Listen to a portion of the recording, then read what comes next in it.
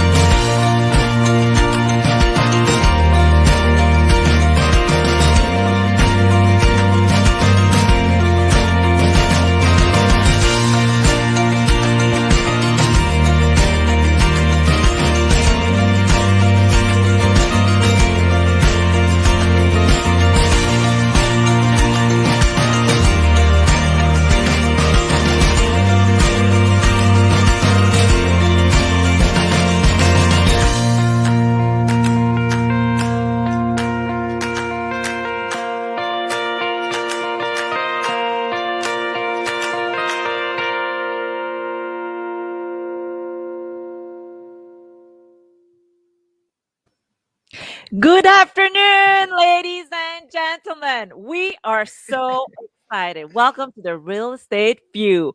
I am Mickey, joined by my co hosts, Kim and Lorraine. Hello, Hi, ladies. everyone. Hi. How What is everyone doing? we are doing, I am doing well. What about you, Kim? I'm doing fantastic. How Super is Chicago? fantastic. Chicago it's a rainy day in Chicago. Ooh, Rainy day, but we'll take the rain because we haven't had any in a while. Grass is Mhm. growing really nicely, which I love. yay. What What about about you, Lorraine? New York. New York is good. I mean, we're in May, so I'm just ready for the nice weather. It's about 60 degrees here today, so I'm waiting for there to be an 8 in front of the temperature, and then we're talking some business. But yeah, Yeah, everything's good here. How are excellent. things where you are? Well, I'm traveling, so I'm in Tennessee right Yes. now in the mountains, and it's a beautiful day. We're in the park. Obviously, I'm not in a park right now. My kids are in the park while I'm doing this podcast, so we're happy to be here.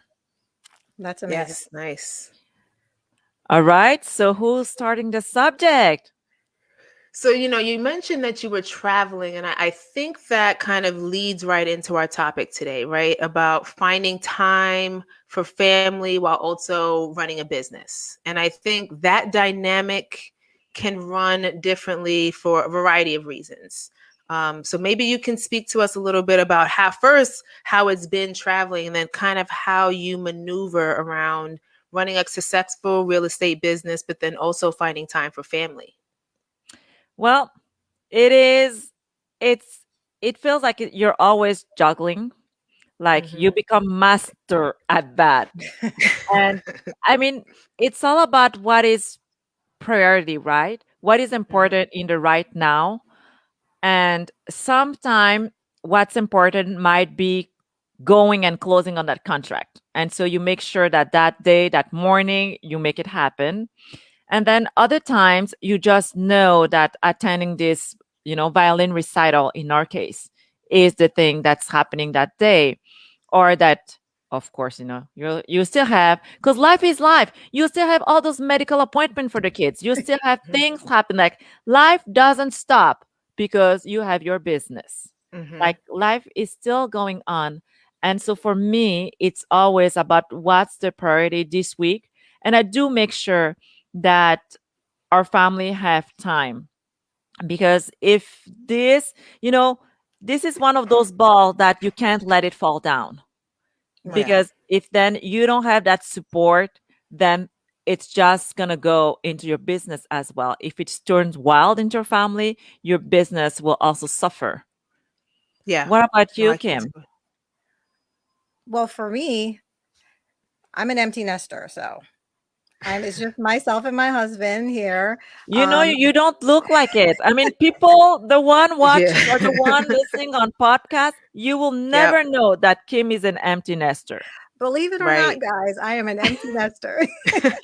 But yeah, my daughter, she doesn't want any part of real estate, so it's a little bit easier for me. It's just, getting out there every day. I don't have to I do some time blocking, but I don't actually have to incorporate, the family dynamic into it as far as, Mhm.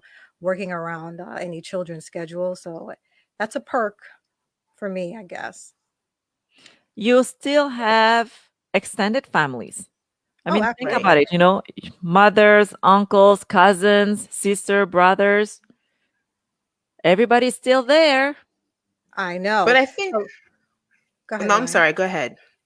So I was just going to trying to say, I think it's important. Well, one thing to establish is the fact that you both are in, I mean, you have a family business essentially. I mean, both of Mhm. your husbands are part of the business. So that sometimes I think can assist in the family dynamic because it's not like you're not seeing each other at all, right? I mean, maybe a little bit too much, but that's a whole nother story.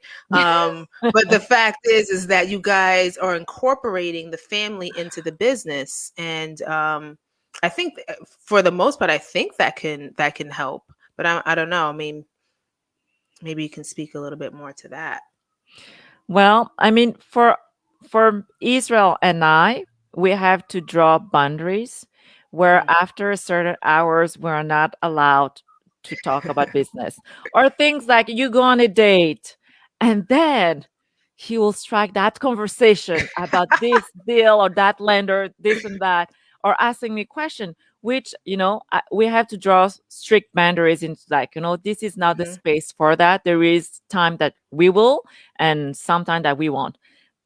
But mainly, I am the one that is more obsessed about the real estate. Like, we went to Puerto Rico and we were enjoying ourselves. But I'm telling you, I did network. I networked with a realtor and I was asking about the properties. I took pictures. You know, why not? I mean, you're there. You might as well look like, you could buy something in Puerto Rico right. Yeah. or And wherever you're traveling, actually. I think it's kind of difficult, once you're in this space to try to separate it because you always find yourself looking at something, even though you allow time for a break, like you said. Mhm. But during conversation, it almost always diverts right back to something real estate related, even at the dinner table. You Oh, know, yes. so, I could see being in Puerto Rico and looking at all those beautiful buildings and wanting to go see an apartment, over there or a house over there, and networking with realtors over there. So, I mean, I definitely can see that happening because it happens to me regularly. Oh, yeah. I had a question for the group because I want to kind of tie this back to us as women, right? So I'm wondering if you guys have an opinion regarding, is there extra pressure? Is there more pressure on a woman who's in business to either maintain the family or establish a family? Like what are your thoughts around that? Because I feel as women, we not only have pressures in terms of trying to be successful within our business, but then we also have the pressures of trying to keep a home, right, or maintain the Mm. home. So I guess I just am curious on your thoughts on that whole dynamic. So for me, it, I actually love your question because it's always on my mind, right? Hmm. And I'm sure a lot of the women out there can relate. You're always the mom. Like, Hmm. even if you're wearing this investor hat or like, Hmm. the owner of your company, you're always the mom. Whether that kid is sick or something is happening, you're always the mom. Yeah, it doesn't go away because Right. you're an investor or you're working on this. And so for me, it's a lot of I had experienced a lot of guilt towards that, especially when I travel. when I go for like, long period of time, 1 week or so, that it's like strictly about the business, a lot of networking, it does take a lot of my time. And yes, I will feel guilty. Like I remember feeling very guilty one night at a hotel, thinking like, what am I doing here? I'm missing this of their life. And did I really sign up myself for this? And then I had to come to realize also that this was part of our journey as a family. Because on Mhm. the other Right. side, they get to be exposed to a different kind of life, which is Right. entrepreneurship, which is something Right. that I wanted to pass on. Absolutely wanted them to experience that. So my kids, they get to walk into our property. They get to see what is a good deal, what is a bad deal. They get to have all this knowledge, all this, it is knowledge, right? And that experience that they're getting at this young age. So there's like a give and take. Mhm. And my experience is that it's not easy. It's not easy all the time, but at the same time, there's just great experience. There's greater bonding time, so that whenever we finish or we sell this house, we're celebrating it because some of the kids have cleaned the house, some have been doing the landscaping, other have helped me knock on doors. Mhm. Oh, they hate that. That was going to be one of my questions. How involved are they, in the day-to-day process? Like, when do they? I know I've seen your some of your videos on YouTube where you have the kids in there. The kids are walking through projects, Mhm. and I mean, I love to see that. I absolutely love to see that. So they are part of my journey. The reason is, like Lauren said, we wanted it to be a family business. I didn't want it to be, I knew it was going to take a lot of my time, and I wanted them to be on board going into this and being part of it. Whether they no, I don't expect them to do the same thing as I'm doing, but I just want that exposure and them feeling comfortable with knowing that, whatever happened in life, they have this skill Right. in their back pocket that they can Right. return to it whenever they want, that this is something that they know and that they're familiar with. Um, it's just interesting to me because my son does my videos. So he knows about, yes, he's so funny. He gets to edit or he give his opinion. He'll be like, next time I want you to walk here and walk there. And I'll be like, yes, That is Mr. so funny. Director, you Is he know, taking on new clients just out of curiosity? I mean, I could he use is. I'll be But looking oh for him. yes, so that is exactly the thing. So my son Elias, who's 14, is now opening his own LLC and very offering nice. his editing skills to other investors. And I love that. This is exactly what I wanted. I wanted Mhm. all of them, but not all of them will do. But I wanted them to have that experience at younger age, to experience entrepreneurship and seeing the fruit of their labor, which is just, it's so different to have that much control and freedom over your Mhm. life. I just think that it's a great experience. Certainly very different than going to school and sitting and like Right. waiting to have your job And I once you was finish college. Yeah, and I was just going to say it doesn't take away from the education or the traditional forms of education like going to school, but it just gives you another option or another opportunity. You realize that this is not the ceiling. You know what I mean? That you can create your own way. So I think that's awesome. Just Just another imagine if possibility. we knew, Mm. yeah, if we had the level of entrepreneurial experience that we do now at the age of 14. I mean, that's awesome. It's incredible. And my 6-year-old, we started 3 years ago. And so she was still little at 3. But I'm telling you, when I'm looking at her drawings, those are like distressed properties. Like she's like drawing houses, distressed houses. And I'll be like, don't show to people too much of your drawings because, it's not the typical house with flowers and like The nice picket fence. coloring. It's like crack walls, vines everywhere. And like she even will put like, the for sale or the bandit sign. I'm like, this Okay. is, yeah, She yeah. has an eye. She has a good eye. She does. This is what, this is just her life right now. Yeah. But I certainly think that it's fun. My question for you, Lorraine, was Mhm. how how did your family reacted when you said that you were going into the business? So, I mean, real estate has been in my family in one way or another for as long as I can remember. So, I don't Mhm. think it was that far of a stretch to say, okay, I'm going to start investing in real estate. But what I think is interesting is the fact that sometimes when we think about real estate investing, we just think about, okay, I'm just going to buy a house, fix it and flip it and then make money off of it. And what I think we should start sharing with our families and then just with other people in general is all the things that go on behind the scenes, right? I don't think it's as well known what it takes to actually start a business. We only Mhm. sometimes see the end product of what we put into the business, and sometimes it's not always understood all of the steps that it takes to get there.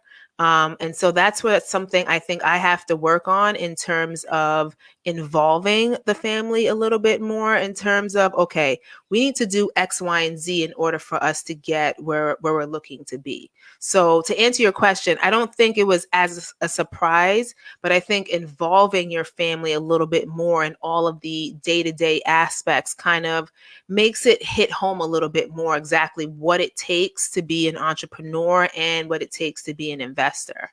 Um, and And then I sometimes we don't want to share. I'm sorry, Kim. I was just going to say, sometimes maybe we don't want to share all of the ins and outs because we're a little nervous. Like, okay, they're going to say this is too much. I don't want right. any parts of this, right? Um, but if they're really there to support you and maybe not even be involved with the business, but just some sort of emotional support, I think it's good to share some of the nuances of being a business owner. Yeah, I mean, I agree with Lorraine 100%. I know that I shy away from talking about it too much because Mm-hmm. I think I've mentioned this to you guys before, where, having a job is really important, I think in my family. And Mm-hmm. so, being an entrepreneur and wanting to give up your W-2 job it's like unheard of. Yeah. It's like, no, Yep. you have to keep that W-2 job. So Yep. it does involve a lot of talking, and just letting them know what goes on behind the scenes. I was in New York a few weeks ago for my mother's birthday, and And you didn't come visit? No, just kidding. it was a really quick trip. I'm just kidding. Yeah, I was there, and I talked to them a lot about, because of course HGTV is on the entire time. They love, all the HGTV shows. Everybody Yes. does. So, as the episodes are going along, I'm like, that's not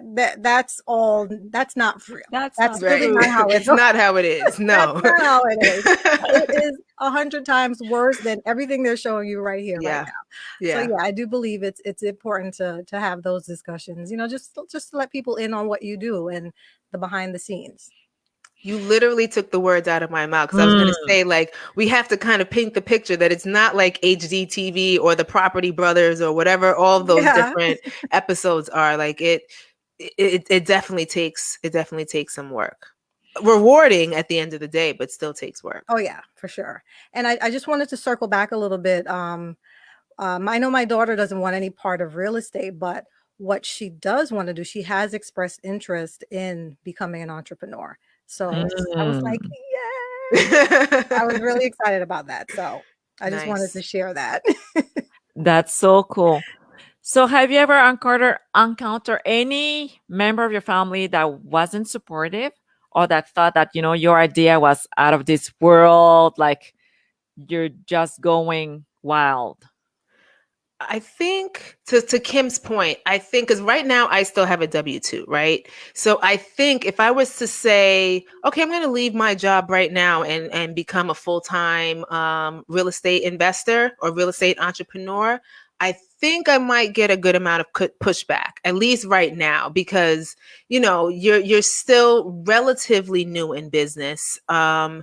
and they want to make sure that you're stable, right? Right. Real estate, although it's been here forever, it's not as stable, quote unquote, as a W-2 job. And so I think, family members can get nervous, maybe because they think you're going to lean on them for a loan or something like that if things don't, work out right. But I think that's maybe where I would probably get a little bit of pushback. If I said, yeah, I'm going to leave my job and go full time, unless I showed them everything that I had planned, I might get some pushback, I think. Well, I mean, I think 2020 kind of dispelled that whole stability thing True. as far Very with true. jobs. It did. So, Yeah. I mean, I've always wanted to do this. So I said, you know what, I'm going to do it because I don't Nice. want to have any what ifs, I don't want to be Mm. 70 years old and laying on in my, hospital bed saying what if, why didn't I? So Yep. take the leap, go Yeah. for it. I'm giving myself because I missed the book club discussion yesterday, but in thinking or reading Think and Grow Rich, right? Like Mm. you want to set goals for yourself. And so right now I've set a goal that I'm going to give myself a certain amount of years before I say, okay, I'm going to retire from the W-2 job and do this full time. But it's having that plan in place. It's not being necessarily impulsive to say, okay, I'm just going to give it all up and go gung ho for one thing or another. And it's not to say anyone's process is right or wrong, right? It's what works for you and for Right. your family. And so I think that's important. And I think we have to remember also that those family members, most of the time, it's coming from a good place. Like you were Definitely. saying, Lorraine, they're worried for you. They care. That's why they're having this difficult conversation. It's because they care. And if they're really, really non-supportive, what I usually do is I will kind of, not push them out, but change the conversation. Like, that Right. won't be the subject between them and me. Like, we Right. won't be talking business, or if they ask questions, I'll be just like, very elusive in my answers so that I don't open door for more questioning or whatever. I will give as little as possible on how things are going until they're comfortable with me and what I'm doing. I think that's a good point. And I just pose a question to whoever's listening right now, or who might be watching. Like, what are some ways that they handle a family member or even a significant other who doesn't really understand your vision? Like, how do you handle that? I'd be really curious to know. I know for me, I have a sister it's my younger sister. If you are listening, Clara, I love you. Name I drop. love you. I love you. So here it is. She she has an incredible brain, and she's the stereotype entrepreneur, but doesn't want to take the journey. And I know that, and she knows it. And so she's always pushing back on that. But what I mean is, we, as entrepreneurs, you understand the others. And so it makes it easier in a certain relationship, just like with you ladies. I find it so much easier talking because we're in this same boat, Right. kind of same journey. It's just Mhm. easier when I say, oh, that lender, it's difficult. You'll be like, oh, yes, I get you.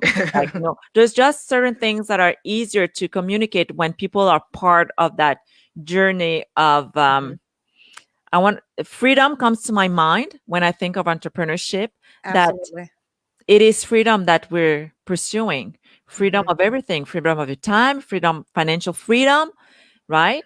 Mhm. It's just this big thing that we share together, and that it's sometimes harder to explain to other people that don't share that vision or Yeah. that don't want them. Not that it's bad, right? Like Lorraine, I do think that everybody have their own journey, and where they are at is where they need to be, and Right. probably they're good where they are. Mhm. It's all about just understanding and being comfortable with the differences. Yeah, I mean, Yeah. I just think family members want the best for Mm. their family members. So, it's coming from a good place. But yeah, I mean, they just want the best for us. They just want to A make sure lot we're of making the right choice. Mm. Yeah. And I'll throw a little bit of a monkey wrench in there because I also think it ties to upbringing for the most part, and then like how the generations were taught. So if you think about like how our older generations were brought up, we were told to, get a good job, put money in your savings, like everything. Mm, You want everything to be in place. And as the generations have gone on and as we start to learn more, like our generation is a little bit more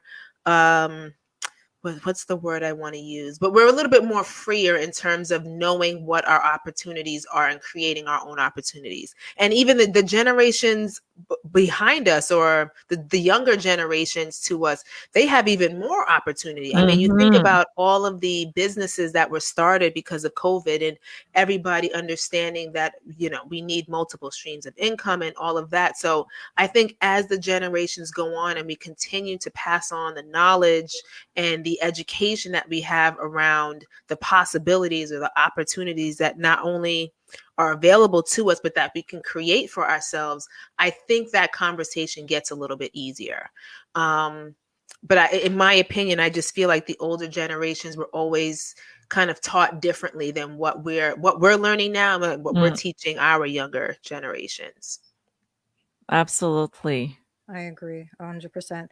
Um, because we're Lorraine and I, we have a Caribbean background, and Mickey, you Mhm. are, you have your African background and your French background. So for most Caribbean people, it is get a job, Mm, Yeah. get a job, go to school. It's not really, you're not really taught to be an entrepreneur. You're not really taught Mhm. to work for yourself. You're usually taught to work for someone else.